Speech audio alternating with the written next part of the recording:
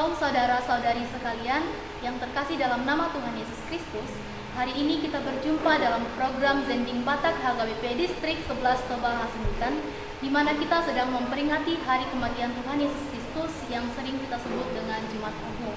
Bersama saya Indah Stefani Tambunan, Naposo Bulung HKBP Balige, dan narasumber kita Bapak Pendeta Saud Sirait, Master of Theology, yang sekarang melayani di Sekolah Tinggi Teologi HKBP Siantar sebagai dosen bidang etika Kristen. Dan selain sebagai dosen ini, Bapak kini juga sering menjadi aktivis dan juga menggeluti tentang bidang kristologi. Selamat bergabung Pak, apa kabarnya hari ini Pak? Baik, ya, terima kasih. Selamat malam juga untuk para netizen ya. Ya, Pak. Dengan Sandy. Benar, Pak. Jadi gini Pak, kita sekarang ini pada zaman perkembangan saat ini sering mendengar perdebatan tentang kematian Kristus.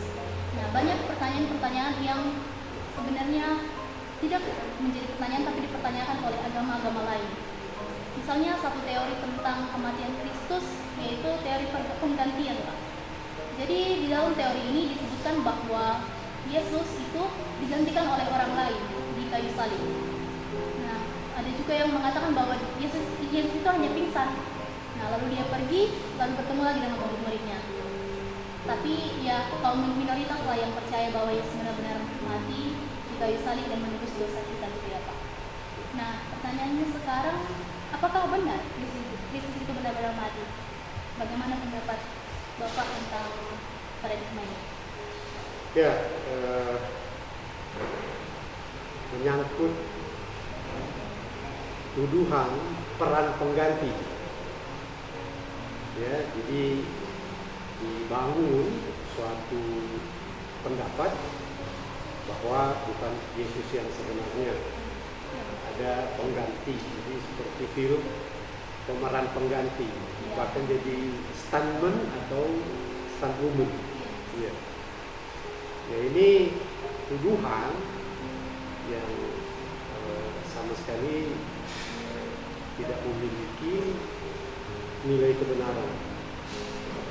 Ya, fakta-fakta di Alkitab maupun dari penelitian dari berbagai disiplin itu, ya memang Yesus mati, real mati. Jadi dirinya sendiri, bukan orang lain. Ya. Sebab apa? Jadi mulai proses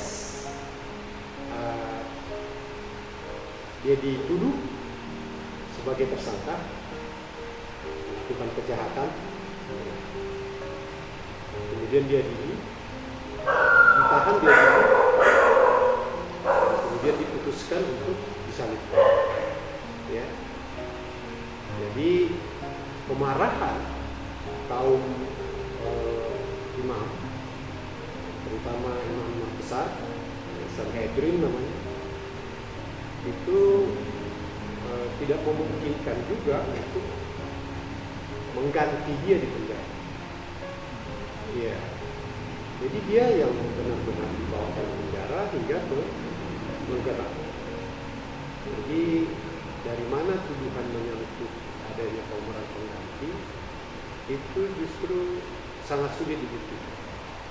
Ini membuktikan bahwa tidak ada peran pengganti itu bisa dilihat dari hasil-hasil penelitian dan juga dari kitab suci sendiri. Nah, soal pingsan, ya, itu kan terbukti di dalam proses penyaliban itu, hingga detail demi detail ya itu terpapar dengan transparan gitu. Ya, jadi masyarakat umum menyaksikan, terutama orang-orang Yahudi. Yang kedua, dalam suatu tatanan hukum, manakala putusan pengadilan disebut, pengadilan agama maupun pengadilan negara pada waktu itu. Jadi dua, ya. Itu bagaikan mengeksekusi hukuman mati sekarang, itu pengawalan sangat ketat, ya.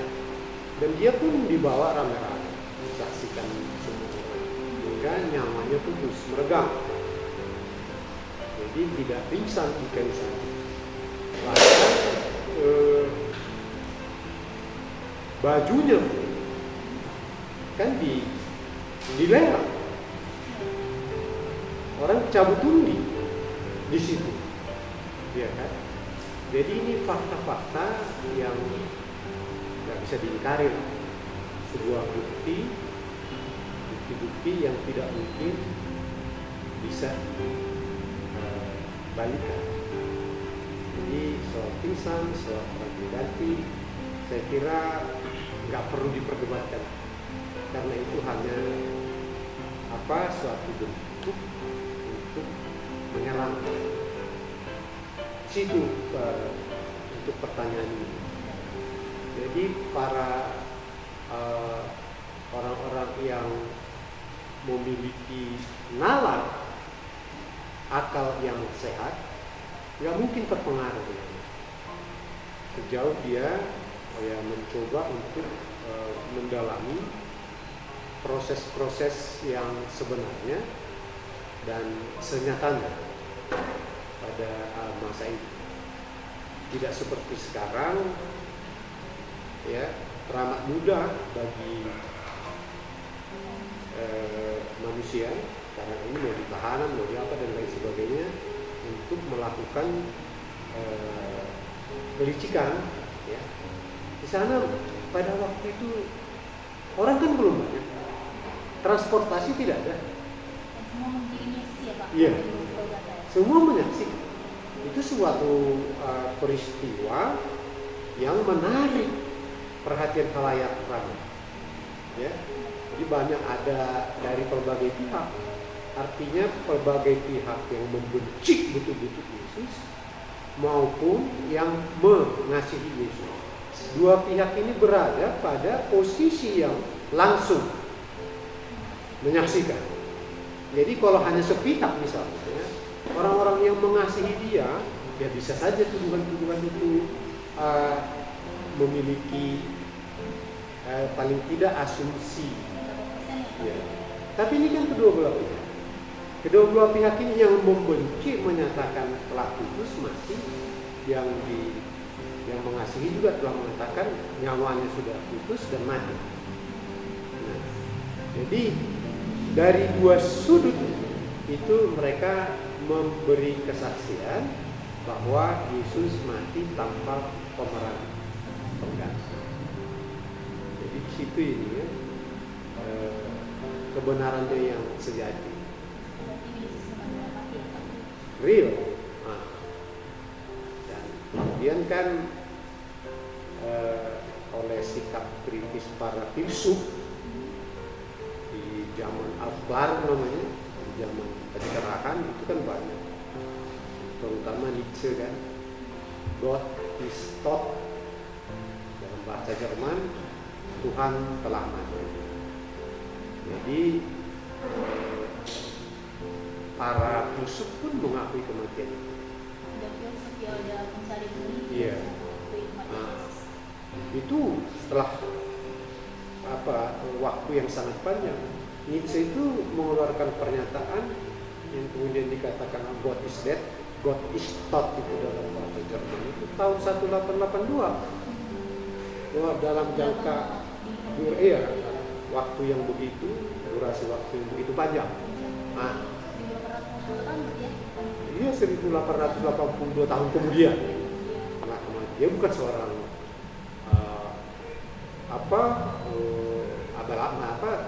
ilmuwan abal-abal yang sangat diakui seorang Nietzsche yang mengatakan, cuman banyak kemudian yang menafsirkan itu secara negatif. Padahal Nietzsche itu dari kesadaran yang paling dalam, juga dari kecerdasan dan pertanggungjawaban ilmiah. Seorang profesor filsuf yang terkemuka, dia tidak akan mungkin mengeluarkan suatu pernyataan yang tidak memiliki suatu bukti yang kuat. Ya. Jadi di situ soal kematian itu jangan diragukan. Ya, Yesus memang mati. Nah, dari fakta bahwa Yesus memang mati, nah banyak orang yang berpendapat lagi bahwa kalau Yesus mati berarti umat Kristen juga kalah. Karena apa? Tuhan yang mati. Iya. Nah, Tuhan yang mati. Tuhan yang mati kan. Betul. Jadi itulah. Jadi banyak orang yang bilang lah Tuhan bukan mati. Betul. Nah, jadi berarti kan dia kalian kalah. Iya. Gitu. Nah, padahal yang kita tahu ya itu bentuk dari cara dia untuk memenangkan kita. Tapi menjadi satu pertanyaan lagi, Pak, kenapa dia memilih untuk mati? Padahal kan dia sebenarnya Tuhan. Misalnya aku berdosa. Saja sebenarnya Tuhan itu ya udah indah, dosamu ku ampuni. Nah, kenapa Tuhan harus memilih mati? Dan kenapa harus di kayu salib? Itu dah kehendak.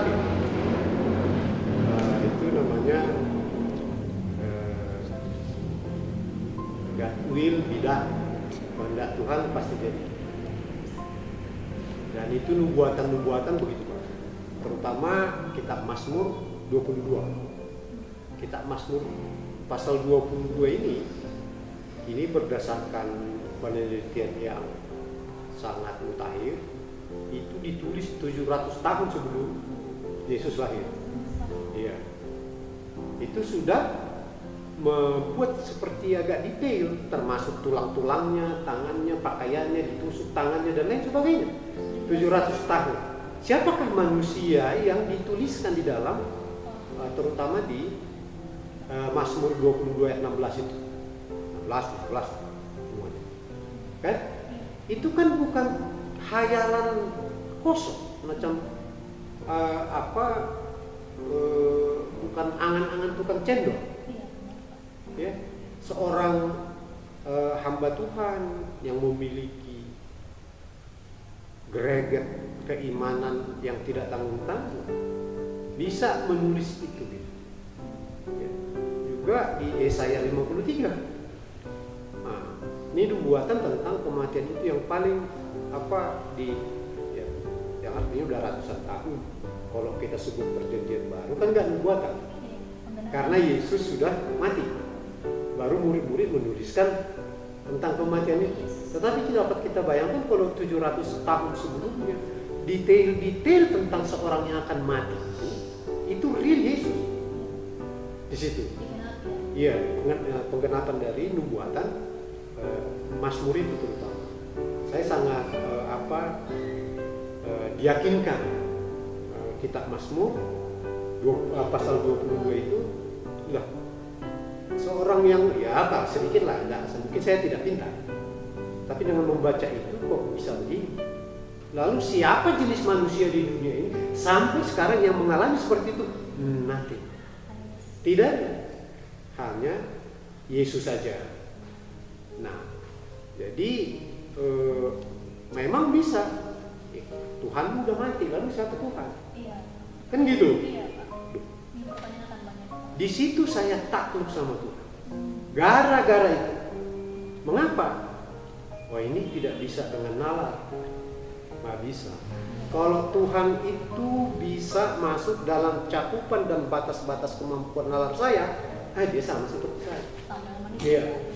Iya, makanya ada istilah sakramen. Sakramento. Artinya kata sakramen, ya besok perjamuan kudus toh, sakramen kan. Itu kan artinya misteri. Misteri, suatu rahasia. Yang bagi mata biasa, apalagi orang-orang yang tidak percaya, lah itu hayalan kosong. Cerita-cerita dulu. Tetapi kalau dari situ ada detail nubuatan, ada ini dan lain sebagainya. Kalau dia bisa mati tapi tetap hidup, nah itu yang ekstra, di luar, extraordinary, sesuatu yang tidak terjangkau Anda. Kalau saya bisa menjangkau kamu, kamu di bawah saya. Ya, I can touch. Iya, benar. Ya kan indah kan? Ya, dan semua. Tetapi ini nggak bisa terjangkau saya. Di situ saya merasakan Tuhan itu beyond, melampaui segala sesuatu, beyond everything. Nah justru di situ saya tangguh meyakini. Loh ini bukan sesuatu yang main-main. Kamu yakinkan saya melalui kalkulasi matematis, ya, dengan evidence dan lain sebagainya. Itu hal biasa, sangat biasa. Tetapi ini sesuatu, fakta dia mati, guys. Ada di teori nubuatan, guys. Ya. Lalu kematiannya sebagai manusia biasa, 100% manusia. Nah, pertanyaan mengapa kan? Hal yang paling ditakutkan, menyeramkan. Ya, menyeramkan, tidak ada yang menyukainya, dan dia juga mengandung misteri dalam kematian. Kalau di orang Batak misalnya, apa sih kematian itu? Ya, itu ada penulis yang termasuk penginjil dari Barat, Lothar Schneider, ya, perjumpaan adat Batak dengan Injil, ya, dia mengatakan di sana pemahaman orang Batak menyangkut kematian itu bagaikan cincin yang hilang. Jadi tidak dia cari, tidak ditemukan. Lalu muncul kemudian bangunan-bangunan teori yang kemudian menjadi keyakinan dan praktek. Kematian itu adalah kutub. Makanya dibuat bentuk-bentuk ritual untuk penguburan yang sangat melelahkan. Burah itu kutub di awal. Nah, suku-suku lain juga banyak begitu. Ada apa sih, apalagi setelah kematian? Jadi manusia dilanda kepanikan tersendiri, keraguan, pertanyaan-pertanyaan yang bisa terjawab menyangkut eksistensi keberadaan dari kematian. Nah, Tuhan enggak membuat bimsalat. Justru Tuhan melalui suatu proses yang real, masuk akal, ya. Ini manusia sejati, tetapi Tuhan yang sejati. Nah, lah kalau dia mati, ya memang mati manusianya. Manusianya mati. Manusia yang terdiri dari daging, darah, tulang, dan semua. Jadi di situ, adakah pemisahannya pada saat yang sama? Itu yang orang tidak sadar sekali mengatakan bahwa Tuhan membuat inkarnasi, bukan reinkarnasi ya, inkarnasi. Ya, dia menjadi manusia sepenuh-penuhnya. Nah, rasa sakit, derita, sama persis seperti yang kita alami. Nah, di situ makna memang harus dimaknai dengan kata transendental, transenden. Ya. Jadi tidak bisa kita dengan ukuran-ukuran. Agama manapun itu pasti transendental. Mengapa kata roh? Kerohanian agama A, agama B, agama C. Itu kan tidak real roh. Kan semua mau agama mana yang tidak mengatakan, oh ini urusan kerohanian, badan kerohanian, di departemen agama bidang kerohanian, di kampus-kampus bagian kerohanian. Kau mengurus sesuatu yang tidak real. Sampai seluruh dunia, kecuali yang dua yang ateis maupun yang agnostik, ya kan? Yang ateis sama sekali tidak, agnostik itu ya dia mau percaya setelah dia mau membuktikannya. Agnostik itu sedikit di bawah ateis. Jadi di sini dia letaknya sebetulnya menyangkut antara Tuhan yang mati, Tuhan yang mati. Jadi harus dipandang sekarang ini dari sudut mana, ya kan?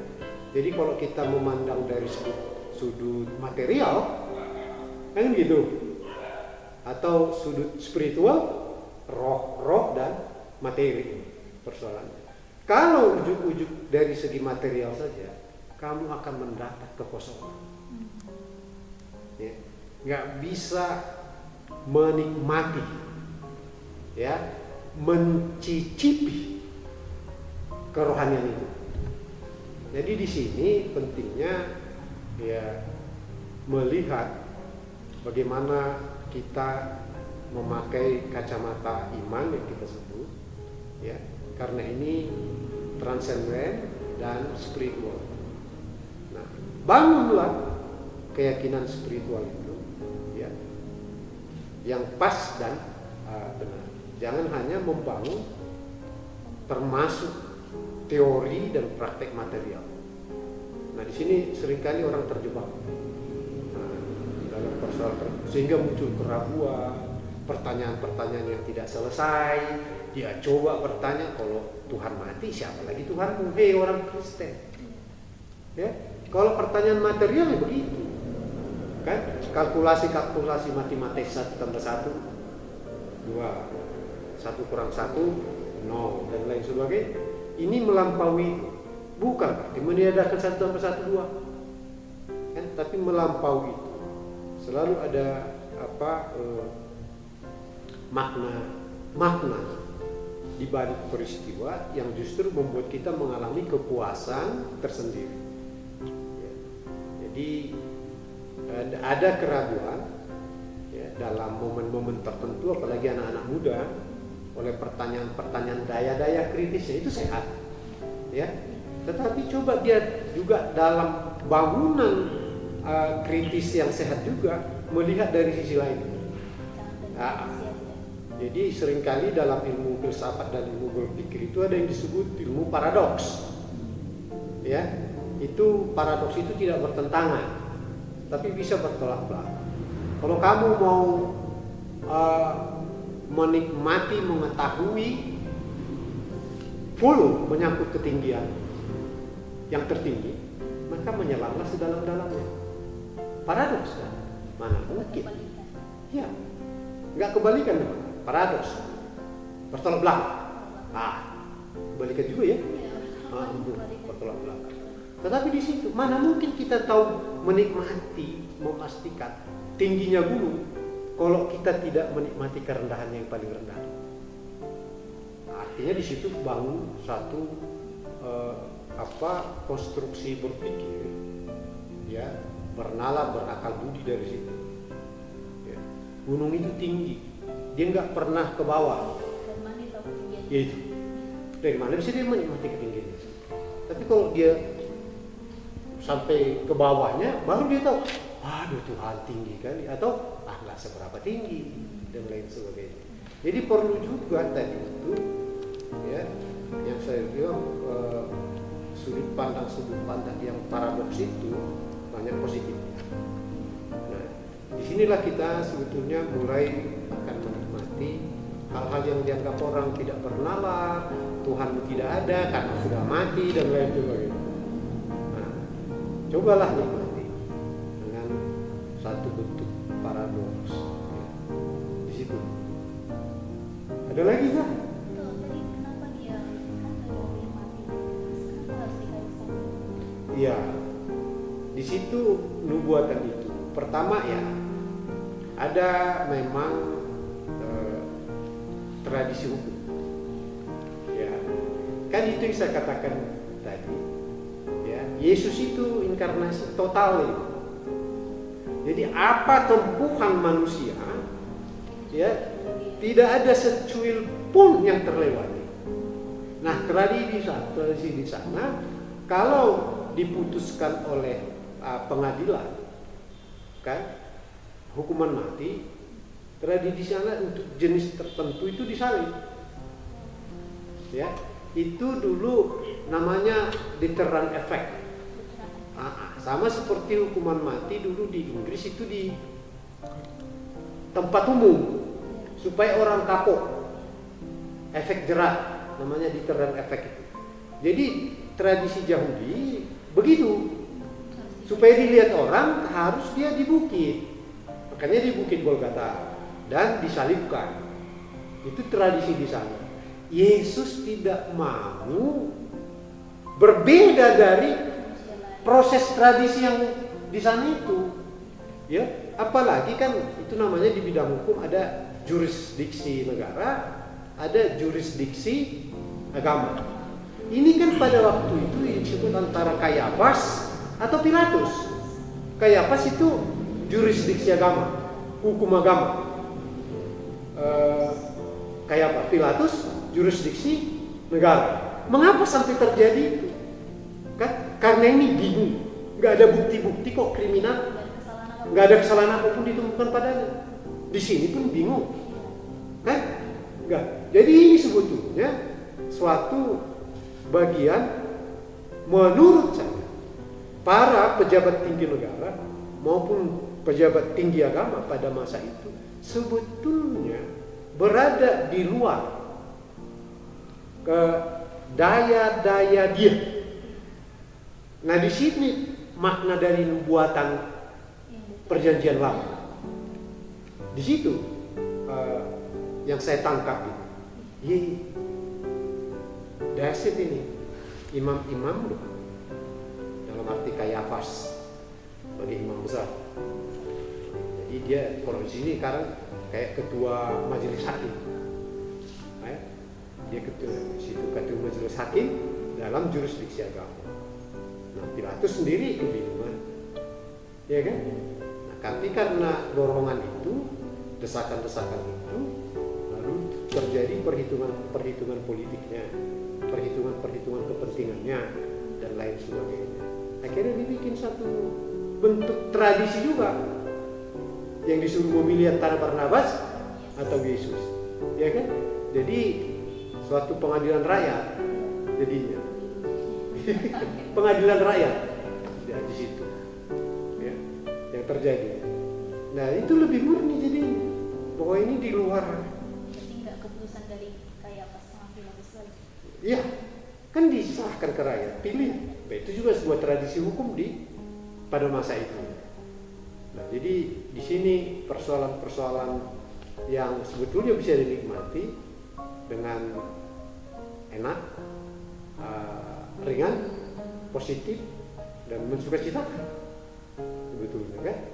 Tapi banyaklah orang yang mungkin ini kan menyangkut siar-siar agama, menyerang iman yang lain, apalagi ini kan di Indonesia ini negara yang semuanya urusan agama, apa-apa untuk jabatan agama, ya kan?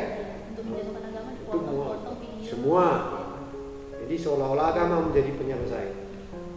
Uniknya jadi orang nggak bertuhan, beragama, ya, bertuhannya no. Nah ini karena yang begitu menyerang. Nah, tiap agama itu mengandung nilai-nilai universalnya, menyangkut kemanusiaan, menyangkut keadilan, menyangkut bagaimana berbagi hidup. Orang seringkali bilang berbagi kasih. Saya bilang enggak. Kasih itu berbagi hidup. Bahkan ada yang pada Yesus kasihnya berbagi hidup. Yang terbaik pada dirinya dia pada orang lain. Kalau kita kan yang tersisa, tapi tetap juga berbagi. Ya, bukan berbagi kasih. Ya kalau berbagi kasih silahkanlah dua remaja yang saling jatuh cinta. Tapi yang dimaksud Yesus dengan kasih adalah berbagi hidupmu. Apa yang paling bermakna dalam hidupmu, kalau kamu sanggup memberikan itu, itulah kepenuhan kasih di situ. Jadi ya sudahlah, kita nggak mau lagi ke belakang soal-soal keraguan ABCD dan lain sebagainya. Hilangkan saja itu. Dalam saja nilai-nilai universal. Memang ada nilai-nilai sektoralnya. Bagaimana kita baptisan lah, ada baptis selam, tenggelam. Mudah-mudahan nanti ada baptis terbang. Nggak pakai air. Nggak pakai air. Disiram. Ya, pakai apa tuh air surgawi. Nah, tapi kan itu sektoral yang nggak terlalu. Ya. Misalnya saja baptisan Paulus dibaptis pakai apa? Di Damsik, buta, lumpuh di rumah seseorang. Nah, disuruh Imam Ananias, Nabi, rumah sana. Lalu baptis lagi gitu. Terus saya berpikir dibaptis pakai apa, dia nggak ada kolam pada masa itu. Sebab dia tidak di Sungai Yordan, di Damsyik gitu. Ya waktu dia ditangkap Yesus kan, ketika jalan menuju Damsyik untuk memburu pengikut Yesus, dia kan komandan untuk pembunuhan pengikut-pengikutnya, masih Saulus. Nah di situ, jadi udah yang sektoral itu biarlah sektor semua. Tapi kan ini yang tadi universalnya saja, ya seorang manusia yang mau menebus, ya yang mau berbagi hidup. Nah jadi di situ dan kemudian tadi wajah-wajah seram kematian itu yang dulunya menakutkan. Bahkan kalau tadi kembali ke adat Batak, orang yang meninggal tidak punya anak itu mesti dibawa dari jendela, dianggap terkutuk banget, terkutuk betul, mati mahar kan. Jadi itu udah hilang. Jangan lagi hai maut di mana sengatmu, kata Rasul Paulus. Kita promo itu mana, tunjukkan sama saya. Jadi kematian yang tadinya menyeramkan, menakutkan dan dijauhi, sebetulnya ya saya sejak usia 33 tahun sudah merindukan kematian. Ingin berjumpa real dengan Yesus. Udah nggak seram lagi. Enggak. Karena udah sebagai bukan lagi, apalagi dikatakan ini final, akhir. Ya, bukan. Ada sesuatu yang tidak akan kita bisa jumpai, temui, alami, nikmati di dunia ini. Sebagai masih ada sesuatu di sana, kan? So what? Yang nggak tahu, tapi yang jelas sesuatu yang serba wah gitu di situ, ya. Nah, di situ saya kira untuk sending pun mestinya lebih memasuki tataran-tataran berdiskusi dan menyampaikan nilai. Ada lagi? Ya, satu lagi. Apa itu? Jelas, Yesus itu kan tadi udah banyak pendapat-pendapat kalau Yesus benar-benar mati, apa alasannya kenapa dia mati kayu salib. Sekarang untuk kami kaum muda, kaum milenial, itu apa makna atau refleksi dalam kehidupan? Ya. Pertama dulu ya, kalau di milenial ini benar sangat rasional, merasionalisasi segala sesuatu juga memang ya akan menghilangkan makna transendental tadi. Itu pasti. Ya, maunya ya diseimbang. Mana itu? Ya, pertama pembuktian yang paling besar di seluruh dunia, ya terlepas. Mari kita komparasi secara jujur, murni dan objektif. Kalau sampai hukum kasih itu tidak ada, seluruh manusia akan mati. Loh, gigi ganti gigi, nyawa ganti nyawa, darah ganti darah. Makanya disebut dia hukum yang kudus. Di bahasa Batak badia. Itu tidak diartikan suci. Kata kudus, kadosi Yahweh, kadosi Israel, artinya Allah yang kau sembah ini berbeda dengan ilah-ilah lain. Kadosi itu, kudus itu. Maka engkau bagaimana? Nah, kau pun selaku tubuh Kristus, selaku umat Tuhan yang juga umat yang kudus. Nah, itu tadi pengertiannya. Kalau dia tidak kudus maka hukum berbalas. Tetapi dia kudus, kalau dia hukum yang kudus itu, pemaknaan itu terutama untuk generasi milenial sekarang adalah supaya terbangun suatu kualitas kemanusiaan yang lebih baik, ya. Dia hukum yang memberkati. Kau jahat, berkati. Doakan musuh. Oh iya. Tetapi kalau kita melakukan itu akan sangat indah. Itu makna kematian, makna salib, makna kehadiran Yesus. Itu disebut imanensi. Kehadiran Yesus itu bermakna sepanjang masa, terutama di masa milenial ini dengan disrupsi elektronik ini, ya kan, itu sangat mudah untuk berbagi hidup, tapi sangat juga mudah juga menghabisi orang lain, ya, hate speech, ya kan? Nah, apalagi sekarang itu disebut banalitas sosial media. Artinya apa? Seorang yang tidak berpendidikan dengan keras berwibawa sama dengan profesor dokter ketika memposting sesuatu. Iya. Jadi situ sekarang kenyataan disebut banalitas media sekarang ini. Jadi tanpa mengetahui apa konsekuensi, apa dampak, apa akibat dari postingannya, dia nggak peduli. Ini apakah akan menyakitkan, akan membuat orang lain marah, atau akan membuat orang lain terhina dan lain sebagainya. Ya, di samping misalnya bukan hanya itu, bukan hanya hate speech. Misalnya postingan-postingan yang wah dia pakai ini pergi ke luar negeri apa dan lain sebagainya, berhasil yang itu juga menimbulkan rasa getir pada orang lain yang tidak bisa melakukan itu. Akhirnya dia jadi down. Dia patah semangat. Hidupnya dia masih remaja, SMA dan lain sebagainya, sampai mahasiswa. Itu kesadaran media itu perlu dibangun sekarang ini, ya, supaya berbagi hidup yang bagaimana, kemewahan kah, atau prestasi-prestasimu yang dahsyat kah, dan lain sebagainya, atau ya bangunan-bangunan yang menginspirasi kawan-kawanku, ya, aku bisa dalam berita aku bisa mencapai ini, tapi tidak dia terus bagaimana aku apa aku bisa apa dan lain sebagainya dan lain sebagainya. Nah, di sini yang sekarang yang penting, kematian penyalipan itu berbagi hidup, ya, bukan berbagi kemewahan, prestasi-prestasi yang justru membuat breakdown mentality. Nah, bagaimana kita membangkitkan itu? Satu bentuk-bentuk postingan yang bersifat sending, ya, mensukacitakan orang lain.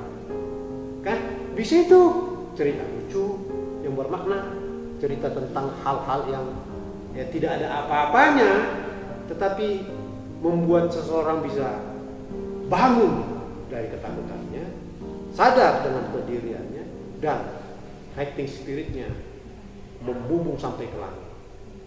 Ini saya kira makna sekarang di generasi milenial, berbagi hidup kepada sesama. Udah lagi? Mungkin cukup Pak, jadi tadi. Haleluya, saya udah stres juga. Pertanyaanmu bikin sesak juga. Pertanyaan-pertanyaan menjurus ke ateis ya. Gawat-gawat. Kalau nggak hati-hati menjawabnya. Bisa aja, ya. Terima kasih Mbak. Pertanyaannya mudah-mudahan menjadi berkat lah ya, terutama bagi sending HKBP Resort Balige. Distrik juga ya? Tapi yang melaksanakan kan resort. Distrik. Program distrik, ya. Nah, ini udah mulai pemisahan. Distrik kantor pusat atau satu kesatuan yang utuh. Nah, jadi ya terima kasih juga kesempatan ini. Kami juga terima kasih banyak Pak penjelasannya. Haleluya. Ya, mudah-mudahan nanti pertanyaan-pertanyaan Yesus mati itu sudah tidak ada lagi karena ya. benar-benar mati. Dia memilih mati secara disalibkan itu ya karena supaya kita nggak takut lagi akan kematian. Jangan takut lagi. Ya, dan mengenali nubuat-nubuat yang ada di Mazmur, Yesaya. Dan juga mudah-mudahan lewat Zending ini juga kita anak muda sekarang itu nggak nyari di internet lagi apakah Tuhan Yesus mati, tapi lebih mempergunakan internet dengan baik. Mungkin itu mudah-mudahan berguna buat semua. Ya, salam sehat dan terberkati semua. Ya.